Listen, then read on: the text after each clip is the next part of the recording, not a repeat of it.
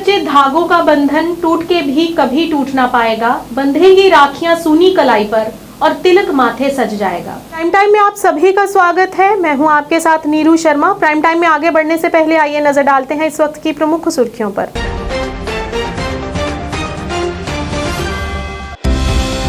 महबूबा मुफ्ती ने बीज बिहाड़ा छोटा अमरनाथ मंदिर का किया दौरा। कहा, कश्मीरी पंडितों के बिना कश्मीर है अधूरा।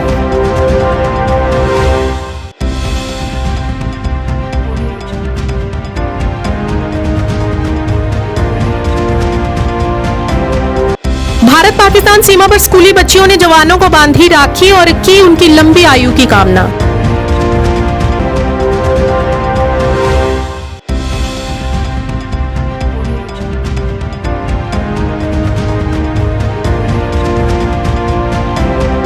कांग्रेस पार्टी के वरिष्ठ नेताओं द्वारा किया गया मुबारक मंडी वार्ड नंबर 1 का दौरा। लोगों को आ रही समस्याओं को दूर करने का दिया आश्वासन।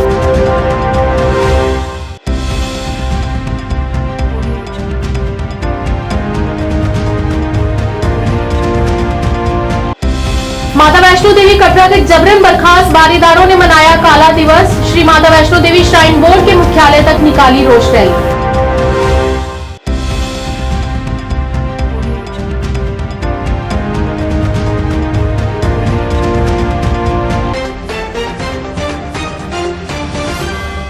अब समाचार विस्तार से। पीडीपी अध्यक्षा महबूबा मुफ्ती ने किया जथुरा बीज बिहाड़ा छोटा अमरनाथ मंदिर का दौरा। इस मौके पर पत्रकारों से बात करते हुए महबूबा मुफ्ती ने कहा कि कश्मीरी पंडितों के बिना कश्मीर अधूरा है और इस अवसर पर उन्होंने कश्मीरी पंडितों के साथ हुई नाइंसाफी के मुद्दों को भी उजागर किया।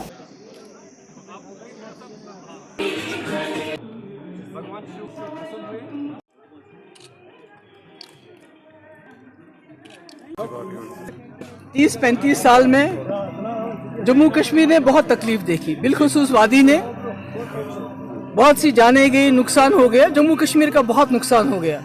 पर मेरा मानना ये है कि जो हमारे कश्मीरी पंडित, हमारे बच्चियां, हमारे भाई, हमारे बहन जिनको कश्मीर जाके छोड़ना पड़ा, उस नुकसान की तलाफी तब तक नहीं हो सकती जब तक वो इसी तरह जो अपने माहौल देखा अपने घरों में वापस नहीं आए, हम लोगों के साथ इकट्ठे अपनी ज़िंदगी ना गुजारे। मैं समझती हूँ तब तक जो हमारा कश्मीर की जो वादी है वो नामुकम्मल है। मुफ्ती साहब अमूमन कहते थे कि हमारे बीच में एक मिनिस्क्यूल माइनॉरिटी थी कश्मीरी पंडितों की और हम कहीं ना कहीं नाकाम हो गए इनको बचाने में।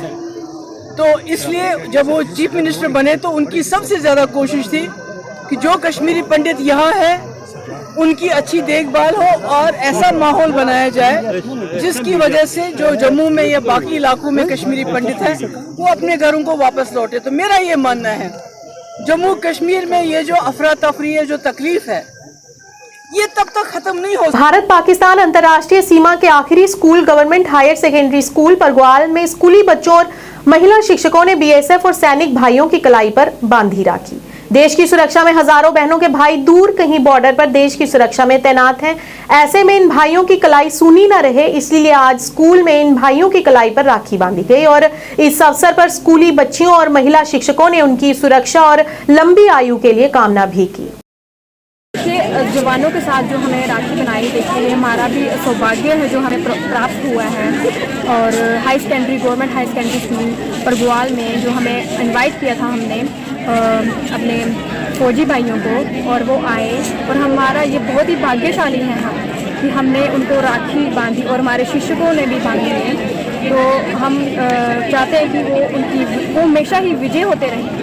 वो सरहद पर जब खड़े होते हैं हर एक कंडीशन में वो खड़े होते हैं, कोई ये नहीं है कभी उनको छुट्टी मिलती है नहीं मिलती है, कोई वो नहीं। और इसी पे मैं यही कहना चाहूँगी, कितनी खुशी हो रही है आपको जो उनके साथ आपने सेलिब्रेट किया? राखी बांध के और हमें गर्व महसूस हो रहा है और हम यही चाहते हैं कि हम वो सदा सुरक्षित रहे सरहद पर। आज हमने अपने स्कूल में राखी के उपलक्ष्य में एक कार्यक्रम का आयोजन किया था जिसमें हमने आर्मी और बीएसएफ के जवानों को आमंत्रित किया था और उन्हें हमारे स्टूडेंट्स ने और टीचर्स ने राखी बांधी। ये जवान अपने घरों से बहुत दूर हैं। ऑब्वियसली ये रक्षाबंधन पे अपनी बहनों को मिस करते होंगे, जिस तरह हम लोग, मेरा भी भाई जो है आर्मी में है एंड मैं उसे बहुत मिस करती हूँ जब रक्षाबंधन होती है। मुझे याद नहीं आ रहा लास्ट टाइम मैंने उसे कब राखी बांधी थी, शायद 9-10 साल हो गए। सो आज मैं काफ़ी भावुक भी हूँ क्योंकि मुझे उसकी बहुत याद आ रही है एंड मैं भगवान से यही प्रार्थना करूँगी कि हमारे ये सब भाई, सारे सोल्जर्स जो हैं, इनकी उम्र बहुत बहुत लंबी हो। ये हमारी रक्षा के लिए सरहदों पे हैं, अपने घरों से दूर हैं, अपनी बहनों से दूर हैं, हम सब इनकी बहनें हैं एंड मैं भगवान से यही जो है दुआ करूँगी कि इनको बहुत लंबी उम्र दे, बहुत बहुत बहुत लंबी। सर, मेरा नाम तानिया है और मैं गवर्नमेंट हाई सेकेंडरी स्कूल से कक्षा 12वीं की छात्रा हूँ। रक्षाबंधन का जो त्यौहार है भारतीय सेना और बीएसएफ के जवानों के साथ मनाया, क्या कहोगे? सर, मुझे बहुत गर्व होता है कि मैं एक ऐसे देश में रहती हूँ जहाँ इतने अच्छे फौजी हैं जो हमारे लिए सरहद पर खड़े रहते हैं हमारी रक्षा के लिए।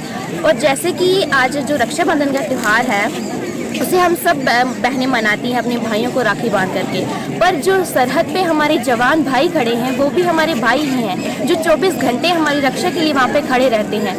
पता नहीं वो राखी पे घर जा पाए या नहीं जा पाए, क्योंकि कहीं को छुट्टी नहीं मिल पाती है किसी वजह से, और वो अपनी बहनों से राखी बंधवाने नहीं जा पाते। तो आज हमारे government high secondary school Pargwal में उनके लिए एक खास आयोजन किया गया, उनको यहाँ पे बुला के उनको सम्मानित किया गया, उनको राखी बांधी गई ताकि हम दिखा सकें कि हम, हमारे लिए वो कितने महत्वपूर्ण हैं, हम बहनों के लिए वो सरहद पर खड़े रहते हैं। नियंत्रण रेखा के पास के दूरदराज के गांवों में आबादी पूर्ण सद्भाव में रहती है और एक दूसरे के कार्यों और त्योहारों में सक्रिय रूप से भाग लेती है। वहीं इस अवसर पर भारतीय सेना ने पुंछ जिले के निचली कृष्णा घाटी द्वारा डुलियन गांव और फतेहपुर गांव में रक्षाबंधन का त्यौहार मनाया। सेना के जवानों ने एक साथ एकजुटता दिखाने के लिए पुंछ जिले के आसपास के गांव से महिलाएं आई और जवानों को राखी बांधी और महिलाओं और लड़कियों ने अपने सैनिक भाइयों की सुरक्षा के लिए प्रार्थना की जो उनके गांव और राष्ट्र की सुरक्षा कर रहे हैं।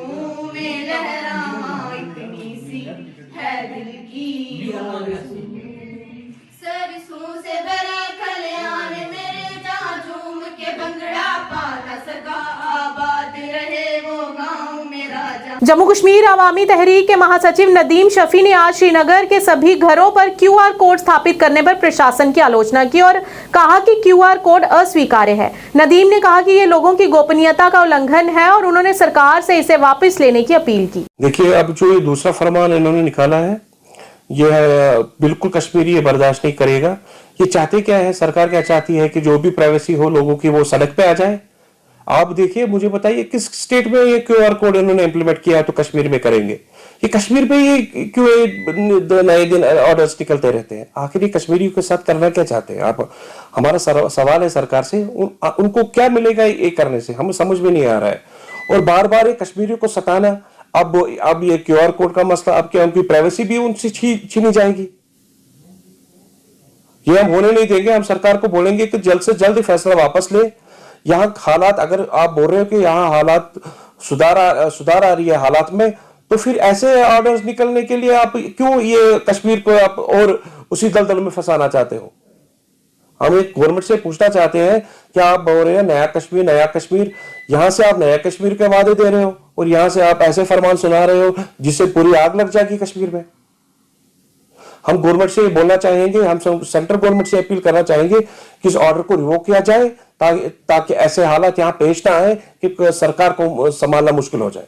ऑल अलायंस डेमोक्रेटिक पार्टी के वरिष्ठ नेता मोहम्मद इजाज ने पत्रकारों से बात करते हुए कहा कि श्रीनगर में घरों के लिए क्यूआर कोड देने का प्रशासन का नया फरमान गोपनीयता का उल्लंघन है।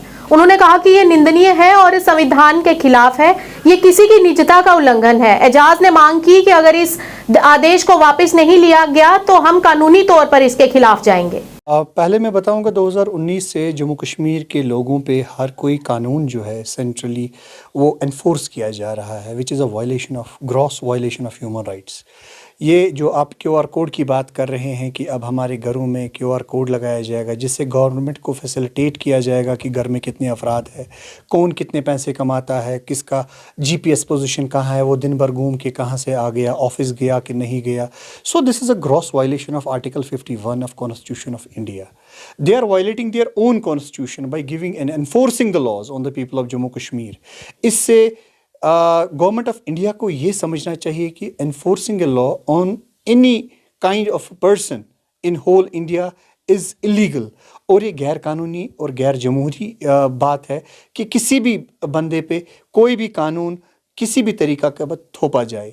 क्यों हुई एक प्राइवेसी को क्यों हैक किया जा रहा है एक सेंट्रली लोकेटेड कंट्रोल रूम से, ताकि उनके जो प्राइवेट थिंग्स है उनको एक्सेस किया जाए। श्रीनगर में सुहेल बुखारी ने पत्रकारों से बात करते हुए उन्होंने भाजपा और आरएसएस पर निशाना साधते हुए कहा कि ये भाजपा का एजेंडा है, क्योंकि वे मुसलमानों पर हावी होकर मुसलमानों पर सीधा हमला करना चाहते हैं। इस अवसर पर सुहेल बुखारी ने सेवाओं से बर्खास्त किए गए दलित अधिकारियों के बारे में संवाददाताओं से कहा कि यह अपने आप में दर्शाता है कि प्रशासन सुचारू प्रशासन में विफल रहा है। इस अवसर पर उन्होंने अन्य भी कई मुद्दों को उजागर किया। हमको पता है कि आरएसएस और बीजेपी की जो रिजीम है, उन्होंने अव्वल वक्त से ये कहा है कि वो उनकी मंशा ये है कि जम्मू कश्मीर के अवाम के लिए जो उनकी एस्पिरेशनल अचीवमेंट्स है उसके गोल पोस्ट को चेंज कर दिया जाए। हम बात करते थे कि जम्मू कश्मीर के मसले की हल की बात कीजिए, उसके बाद उन्होंने स्पेशल स्टेटस ले लिया, फिर स्टेट का दर्जा छीन लिया, फिर यूटी बना दिया, फिर इलेक्शंस नहीं कराए। तो ये चाहते हैं कि गोल पोस्ट चेंज हो, कि हम लोग इस हालत में आ जाएं कि हम उनको बोलें जनाब आप जैसे तैसे आप इलेक्शन कर दो, बाकी छोड़ दो, या जैसे तैसे हमको स्टेट छूट दे दो, स्पेशल स्टेटस छोड़ दो। लेकिन हम बहैसियत पीपल्स डेमोक्रेटिक पार्टी इस चीज़ पे हमारा बिल्कुल एब्सोल्युटली क्लियर स्टैंड है कि we are a party that stands for the resolution of the issue of Jammu and Kashmir. Of course ये जो कुछ हुआ है 5 अगस्त 2019 को, उसने एग्जिस्टिंग जो प्रॉब्लम है उसके फर्दर कॉम्प्लिकेट किया। भाजपा के राज्य महासचिव विबोध गुप्ता ने किश्तवाड़ का दौरा किया। इस अवसर पर उन्होंने पत्रकारों को संबोधित करते हुए मेरा माटी मेरा देश कार्यक्रम के बारे में अवगत कराया और साथ ही साथ किश्तवाड़ के पर्यटन स्थलों को बढ़ावा देते हुए अधिक से अधिक लोगों को यहां आने के लिए भी कहा। आज किश्तवाड़ में आकर मुझे बहुत अच्छा लगा। कश्मीर की इस वादी, किश्तवाड़ की इन वादियों में जो हमने तस्वीर देखी, खूबसूरती देखी, और अपने आप में इसको माना जा सकता है कि ये यहाँ पर टूरिज्म का एक खजाना है। आज मैं यहाँ पर अपने भारतीय जनता पार्टी ऑफिस के अंदर बैठकर भारतीय जनता पार्टी के कार्यकर्ताओं के साथ मिला, उनसे बैठक की, और माननीय प्रधानमंत्री नरेंद्र भाई मोदी जी का जो कार्यक्रम है, भारत सरकार का जो कार्यक्रम है, और उसमें मेरी माटी मेरा देश जो है वो उसके नाम का जो कार्यक्रम चल रहा है, भारत सरकार इस कार्यक्रम को कर रही है। और इस कार्यक्रम को लेकर आज यहाँ पर चर्चा की गई कि भारतीय जनता पार्टी के कार्यकर्ता भी सरकार का सहयोग करते हुए इस कार्यक्रम का हिस्सा बने। ऑल जम्मू कश्मीर पंचायत कॉन्फ्रेंस के राज्य महासचिव एवं ब्लॉक आरएसपुरा की गंडली पंचायत के सरपंच सरदार गुरदीप सिंह सैनी ने अपने पंचायत में विकास कार्यों को जारी रखते हुए पंचायत के गांव गंडली में लगभग 4.5 लाख रुपए की लागत से बनने वाली गली का निर्माण कार्य शुरू करवाया।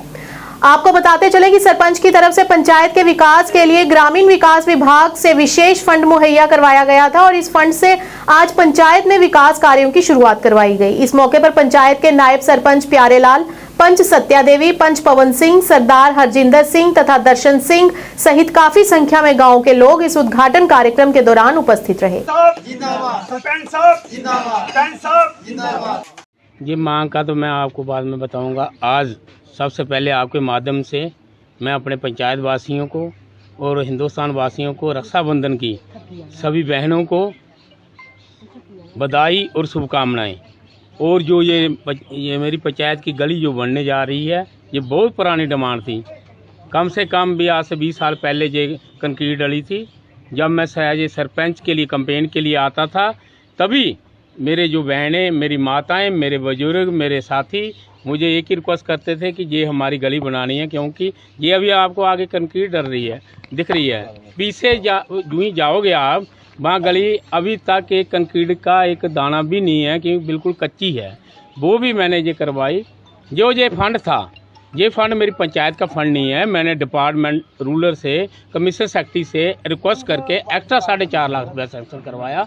तो जो आज इसका काम शुरू हुआ है, और ये मैं संपर्क कर रहा हूँ, और अपनी बहनों को इस गली की जो जिन्होंने यूज़ करनी है उनको एक तोहफा दे रहा हूँ रक्षाबंधन पे। और बड़ों का जो माताएं हैं या बुजुर्ग हैं उनका आशीर्वाद ले रहा हूं, क्योंकि थोड़ी सी बीमारी की वजह से मैं आउट हो गया था और आज मेरा ये पहला उद्घाटन है। वार्ड नंबर 1 मुबारक मंडी में कांग्रेस पार्टी के वरिष्ठ नेता रमन भल्ला और योगेश सांघी ने दौरा किया और एक जनसभा को संबोधित किया। इस मौके पर बड़ी संख्या में स्थानीय लोग भी मौजूद रहे। सभा को संबोधित करते हुए उन्होंने लोगों को आश्वासन देते हुए कहा कि यदि हमारी पार्टी सत्ता में आएगी तो हमारा पहला और अहम मुद्दा जम्मू कश्मीर के लोगों को आ रही तरह तरह की परेशानियों को दूर करना है और मौजूदा सरकार द्वारा उन पर जबरन थोपे जा रहे फैसलों से निजात दिलाना है। बिजली, पानी और अमीर लोगों की समस्या उनको सुनना और उनका समाधान करना, और ख़ास तौर पर आज के इस दिन में जिस दिन से गुरमीत सेठी की बॉडी यहाँ पे मिली है कश्मीर में, जो बड़े दावा करते थे कि पुख्ता इंतजाम है, परिंदा भी पार नहीं मारेगा, नोटबंदी कर दी, तो फिर सिलेक्टिव किलिंग, टारगेटिंग किलिंग का सिलसिला रुक नहीं रहा। पोस्टमार्टम के बाद जानकारी हम चाहते हैं कि किस वजूहत है। वो AWE था, बारामूला में सड़क की वाइडनिंग का काम करता था, 4 दिन का गैप और आज उसकी बॉडी मिली। तो ये आज अमित शाह जी जवाब दे कि मिनॉरिटीज़ की प्रोटेक्शन का क्या बंदोबस्त यहाँ पे किया, तो इससे माइग्रेशन शुरू हो जाएगी। हमारे SC कम्युनिटी के लोग जो जम्मू से वहाँ पे नौकरी करें वो भी दहशत के मोल में यहाँ पे आ गए, तो काम कौन करेगा? यही ठेकेदार थे एक बरादरी के, कम्युनिटी के। आप मुंह में ताला क्यों लगा?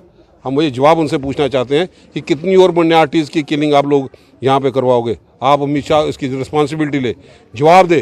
क्या पुख्ता इंतजाम यहाँ पे कश्मीर में इन लोगों के लिए किया जो माइनॉरिटीज़ के वहाँ पे काम कर रहे हैं, रह रहे हैं? कभी माइग्रेशन उन लोगों ने की सिख कम्युनिटी के। आज पूरा बारामूला बवाल सा मचा है, लोग परेशान हैं कि लॉ एंड ऑर्डर को साथ साथ महंगाई को ये लोग काबू नहीं कर पाए, रोज़गार ये लोग नहीं दे पाए।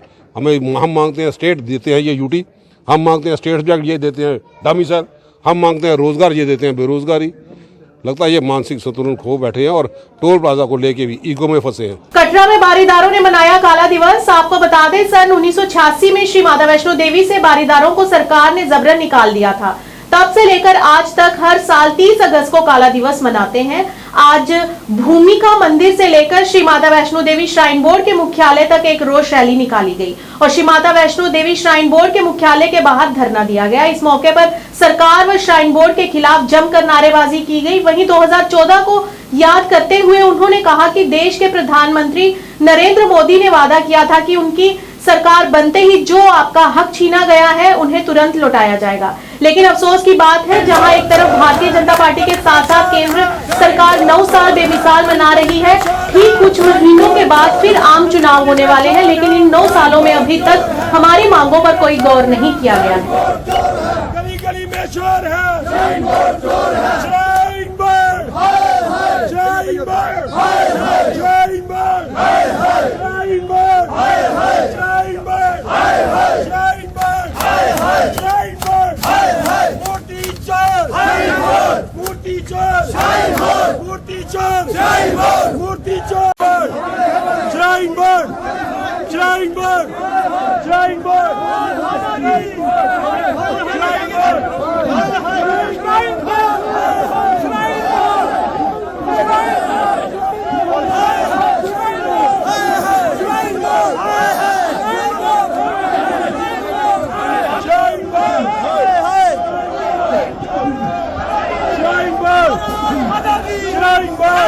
नहीं चलेगी, गुंडागर्दी नहीं चलेगी, नहीं चलेगी, नहीं चलेगी, गुंडागर्दी नहीं चलेगी, नहीं चलेगी, नहीं चलेगी।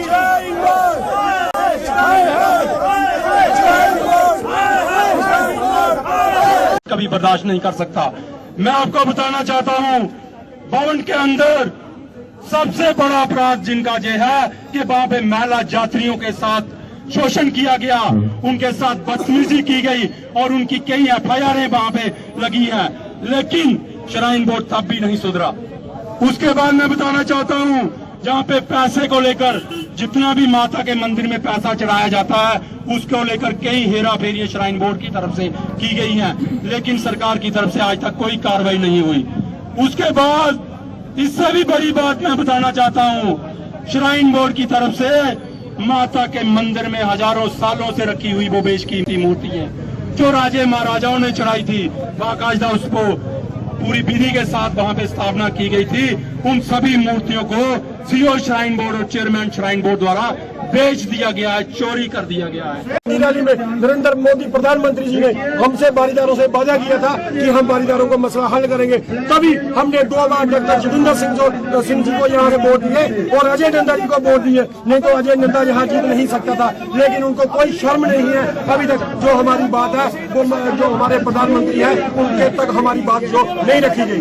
टाउन हॉल अनंतनाग में वित्तीय साक्षरता शिविर का आयोजन किया गया। इसका मुख्य उद्देश्य जनता की अधिक से अधिक सेवा करने के अंतिम उद्देश्य के साथ अपनी सेवाओं को और अधिक प्रभावी बनाने के लिए वित्त विभाग द्वारा संचालित विभिन्न ऑनलाइन पोर्टल और एप्लीकेशन के बारे में जागरूकता पैदा करना है।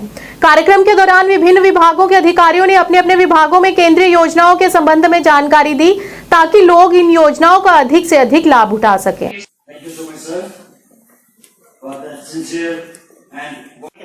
हमारे पास आगे क्या आ गया?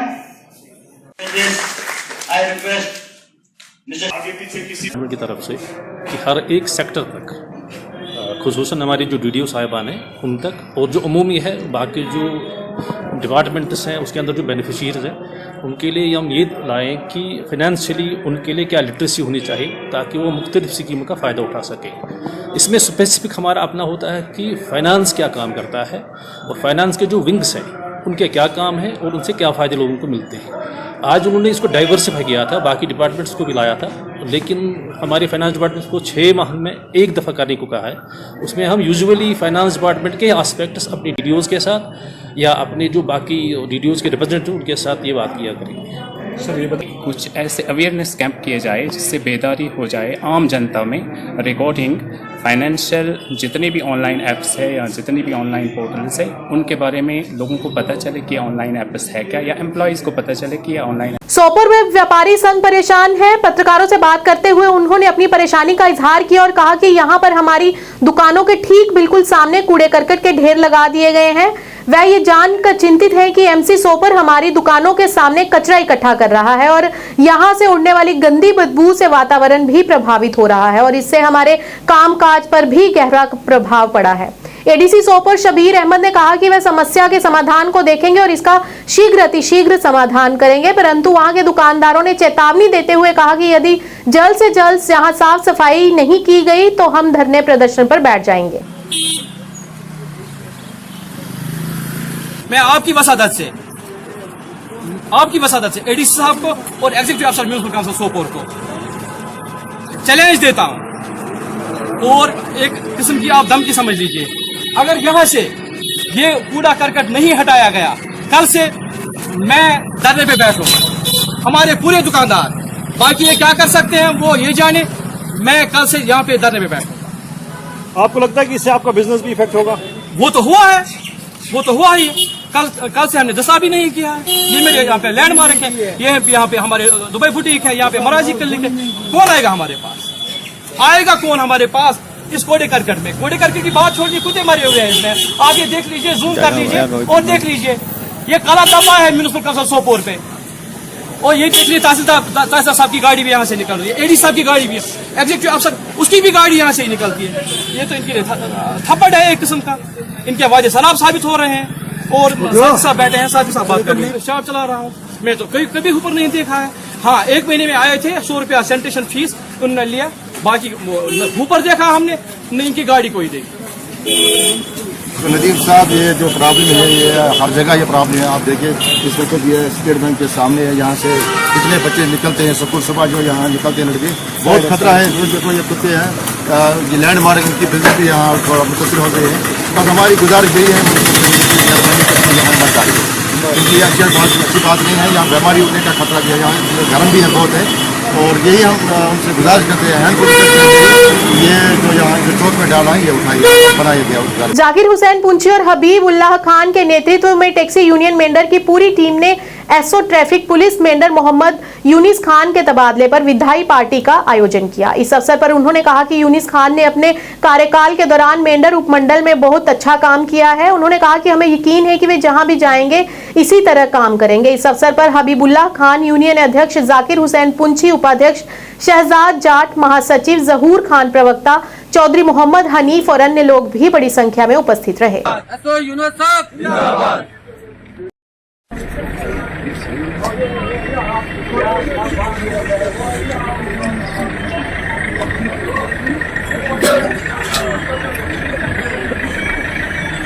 को अपने पक्ष में करने के लिए उल्टे सीधे बयान देते रहे, वो दरगुजर करके हम जितने भी एसोसिएशन हमारी है, जितने भी ड्राइवर का है, हमारे नायब प्रेसिडेंट है, जनरल सेक्रेटरी है और जितनी ये ड्राइवर तबकात है, हमारी एसोसिएशन ये है। और जैसे निज़ाम यूनुस साहब ने चलाया है ट्रैफिक का, वैसे ही हमारे आने वाले भाई जो एसओ साहब है, हम उनसे भी यही गुजारिश करेंगे कि हमारा तावन आपके साथ रहेगा, मगर आपका तावन भी हमारे साथ होना चाहिए, क्योंकि ये हमारे नौजवान पढ़े लिखे नौजवान हैं। मैं एसओ मैंडर मेरी ट्रांसफ़र हुई है यहाँ से मैंडर से तो यहाँ मैंने तकरीबन 5-6 महीने का वक्त गुजारा है।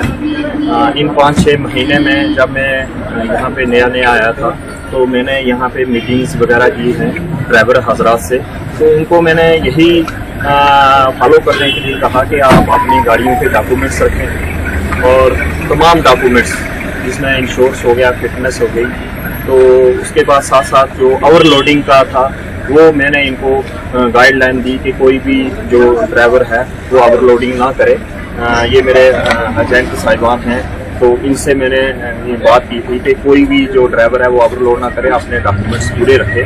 तो इन्होंने भी मेरा साथ दिया 5-6 महीने में, मैं शुक्रगुजार हूँ उनका। आज के इस अंक में इतना ही। नया अंक लेकर फिर हाजिर होंगे, तब तक के लिए दीजिए इजाजत। नमस्कार।